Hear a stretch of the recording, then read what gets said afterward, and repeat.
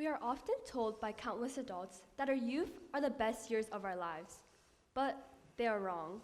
Why, Yuri? Well, by many academically driven students, these years are described as the most exhausting chapter of their lives. Can you tell me more?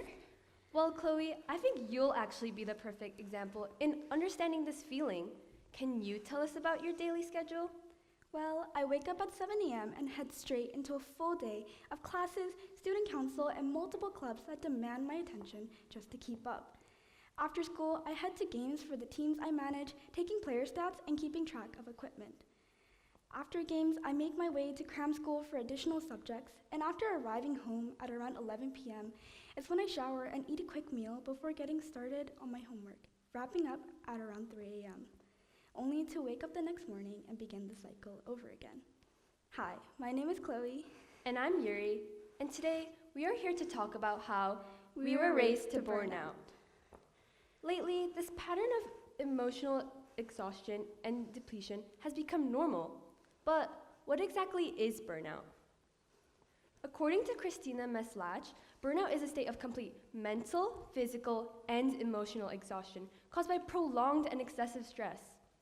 It's not just waking up tired after a long week. It's waking up already drained. It's sitting down, staring at your homework, unable to start or think, just stuck with absolutely nothing. And this numbness, it's spreading. When psychologist Hubert Rudenberger first identified burnout in 1974, it was almost exclusively studied in adult professionals. That has since changed dramatically. A 2024 study from the Harvard Center for Digital Thriving found that more than 1 in 4 teenagers are actively struggling with burnout. These feelings of distress and burnout manifest in ways we don't notice until they are too loud to ignore. Suicide is the second most leading cause of death for adolescents aged 15 to 19 after motor vehicle incidents. Now, let's look at an example outside of Canada and the US. How about South Korea? Though the context may look slightly different, the outcome is alarmingly similar.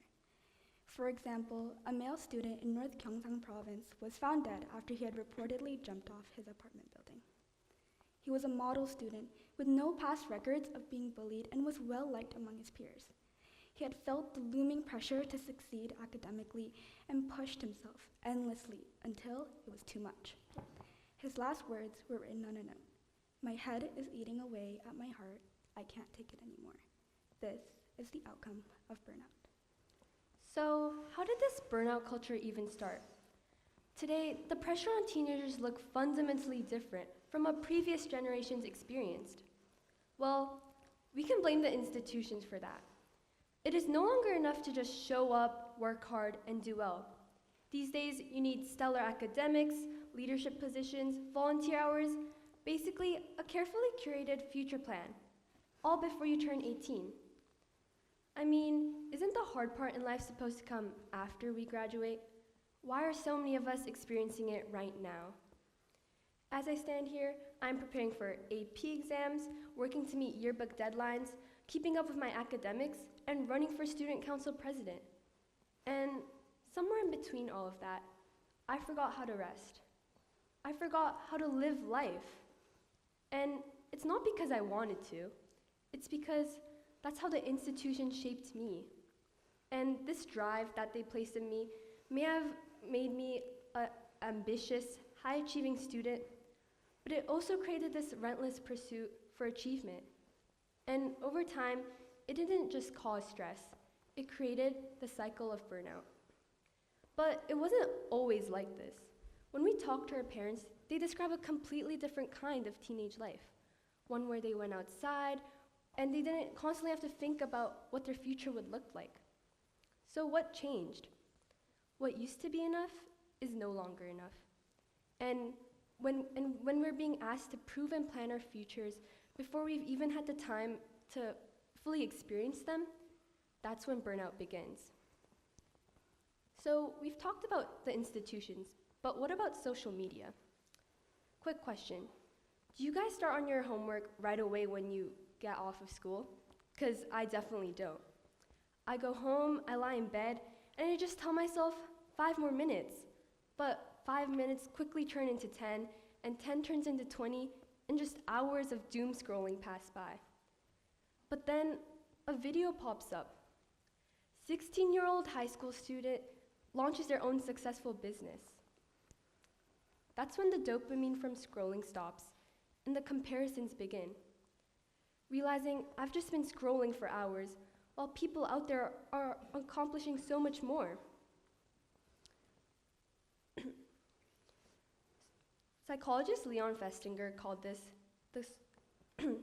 the social comparison theory, the idea that we compare and measure our worth against others.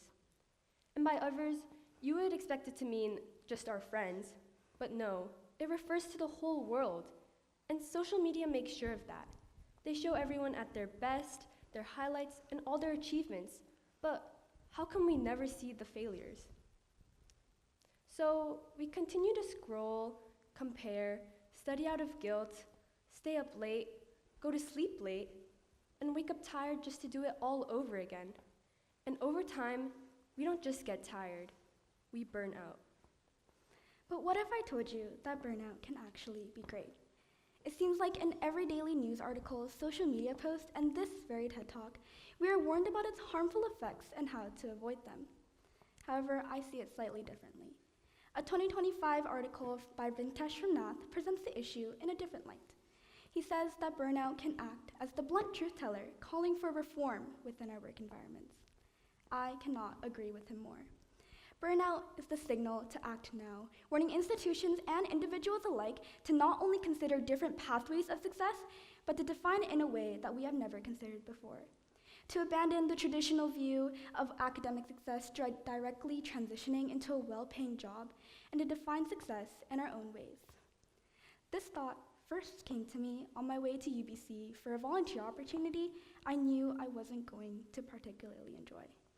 It was an opportunity I took to simply boost my application for a school I didn't even know I wanted to attend. And in that moment, all I wanted to do was to walk around the beautiful gardens of the UBC campus. And that was when I started a gardener tending to some of his bushes.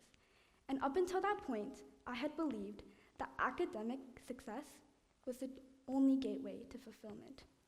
But as I watched this gardener tending to his bushes, I realized that he had seemed so happy and content without it. So like my moment on the R4 bus waiting for traffic to clear, I want us to take a moment and reflect on what success means to us. Because maybe in the big picture, burnout isn't something we need to be so afraid of, and maybe it's simply something that tells us we need a change.